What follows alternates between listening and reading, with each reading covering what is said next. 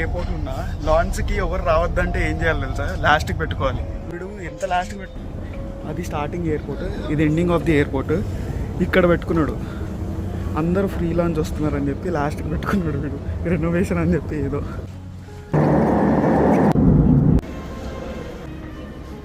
So 10,000 నక్కి చూద్దాము ఎంత వస్తుందో చూద్దాం. ఇందాక అది క్యాన్సిల్ అయింది, ఇప్పుడు ఇంకొకటి చూస్తున్నా. 15,000 పెడుతున్నా. 1,000 రూపీస్ చార్జ్ పడుతుంది. కరెన్సీ ఎక్స్చేంజ్ చేసుకోవాలి, మన దగ్గర పాత ఉన్నాయి. సో అంతా ట్రై చేసిన తర్వాత ఓన్లీ వీడే $50 ఎక్సెప్ట్ చేస్తున్నాడు. $50 ఉంది నా దగ్గర.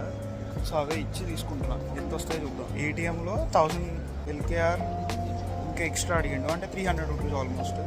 సో చూద్దాం ఇప్పుడు ఎంత తక్కువ వస్తాయో. వీళ్ళ దగ్గర ఎక్స్చేంజ్ చేయించుకుంటే 15,600 రావాలి, 15,300 వచ్చి ఒక 100 రూపీస్ ఛార్జ్ అన్నట్టు. సో ఈజీగానే వచ్చేస్తుంది, జస్ట్ డాలర్ క్యారీ చేయడం. సో అక్కడెక్కడ రేట్స్ లేవు అనమాట, కానీ మినిమం 5,000 ఇండియన్ రూపీస్ ఎక్స్చేంజ్ చేస్తే వాడు డబ్బులు ఇస్తాడు, అంటే $50 అన్నట్టే సేమ్ అది కూడా.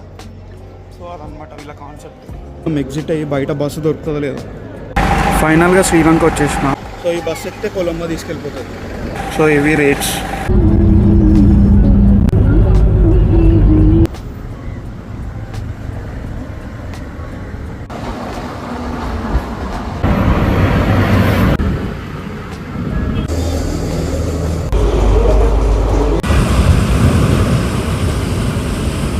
మనం వెళ్ళాల్సింది అక్కడికి. అది గ్రోసరీ షాపు. ఫస్ట్ ఎప్పుడైనా ఏ కంట్రీకి వెళ్ళినా కానీ గ్రోసరీ షాప్కి వెళ్ళాలి. స్నాక్స్ లేకపోతే చచ్చిపోతా నేను వాకింగ్ చేసి. అందుకని ఇప్పుడు స్నాక్స్కి వెళ్దాం.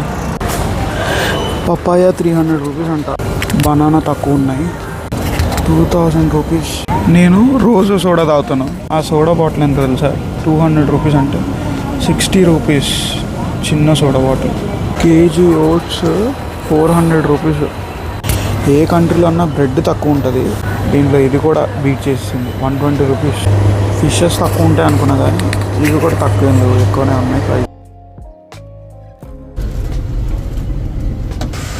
నా హాస్టల్ ఇది, ఇక్కడ నుంచి వ్యూ.